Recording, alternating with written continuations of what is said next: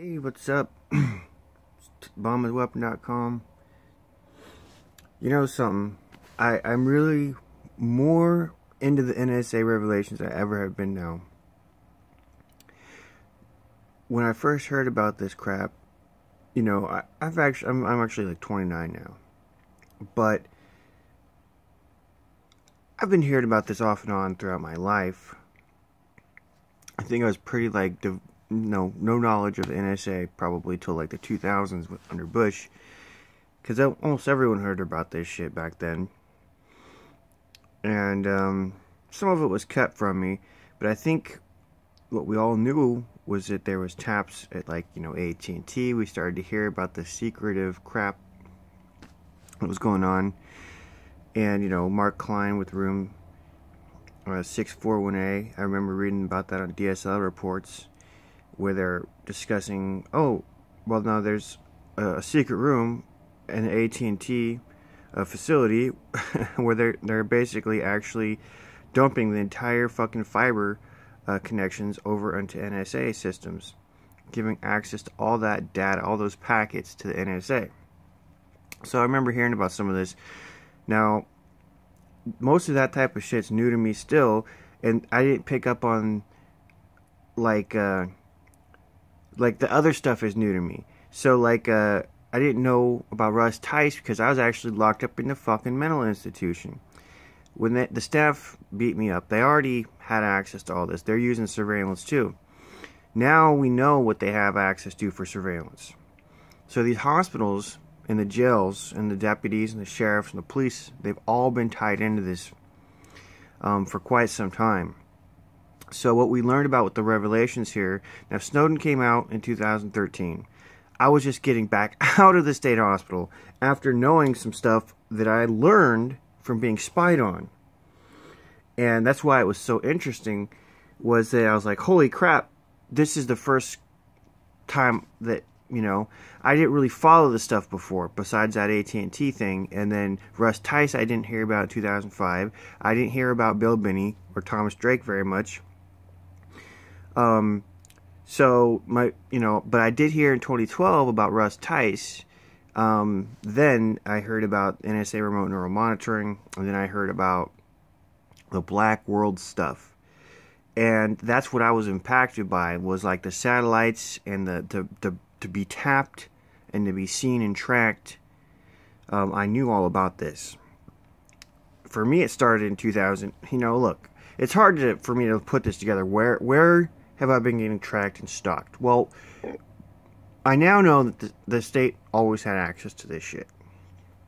But I figured it had something to do with 2008 and 2006. 2006, the Department of Justice opens up a huge CRIP investigation at the state hospital in Oregon. And everybody was getting spied on, but the state had inside knowledge of it, so did all the staff, so they weren't afraid. It wasn't to spy on them, it was to spy on the patients. And the staff couldn't get in trouble because they all had knowledge of what was happening. And so it was really corrupt, crooked system where there was this surveillance being used. Everything's being recorded. They had what was called a live wire. Everything was being recorded. I was being spied on. What I was doing was being passed back to the staff. Conversations, things I was doing in my room, stuff in the shower, stuff me and my friends conversated about. Did a lawyer come to see me? That fucking lawyer and what he was doing, all that information was passed back to the staff. That was fucking sick and wrong. If I had so yeah, it was, anyway, the staff, they were aggressive towards me over this because they knew that me and an attorney were trying to work to get the hospital sued over something multiple times. And they were tracking all that crap. One of the things was denying people access to the courts. And one of the things we were trying to do was sue them over some of that. And so, dude, I got targeted over that. Dude, the hospital staff were aggressive as fuck. Like, oh, you know, you're not going to get no fucking law library and blah, blah, blah. They actually came out like, I didn't even, how'd they find out about all this? They're fucking like start harassing me over it and stuff. I get a call from a unit director from another unit harassing me on the patient payphone. He calls me. His name's Ted something or other. It was fucking crazy type of shit. And then I get retaliated against and sent back to maximum security. That was the type of stuff. They were using surveillance to harass me. The Department of Justice, though, was apparently the ones running the show. There were some attorneys, Robert Koch, David Deutsch. And so all my conversations would also get back to this place called Disability Rights Oregon. They're practically a federal fucking agency funded by the feds, but they're meant to protect my civil rights.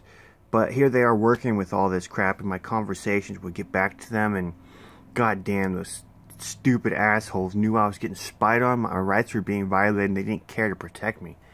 But they eventually tell me some stuff about how the technology exists, because I go to them and I say, well, I'm being spied on. In 2008, we're up to that point. I document all the dates and times, and because when I get sent back to Max, this place has cameras and fucking microphones, like every 10 feet in the ceiling, so all the floor conversations are being recorded, including the staff members.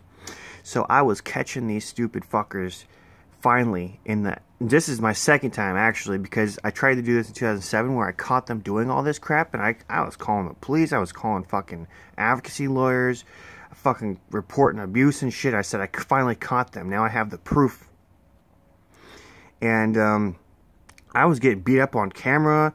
I was catching them protecting Bonnie Tucker, the staff who sexually molested me, abused me, the stupid staff who protected her. I was catching them fucking protecting those bitches. And she helped with some escapes of patients.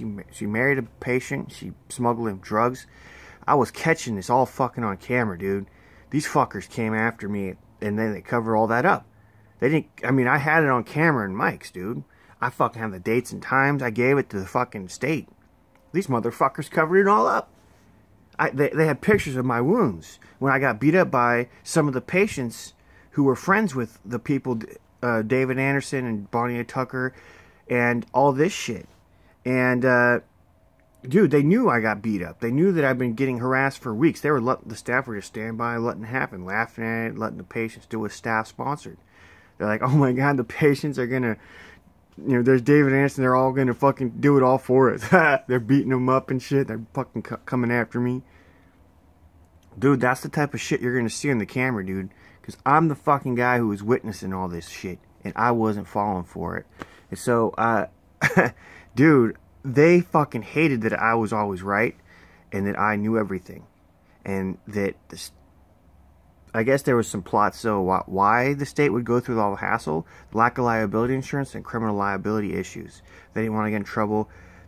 They entered a deal with the DOJ to cooperate with the surveillance and the spying. And the hospital was not going to get shut down, and all that good stuff.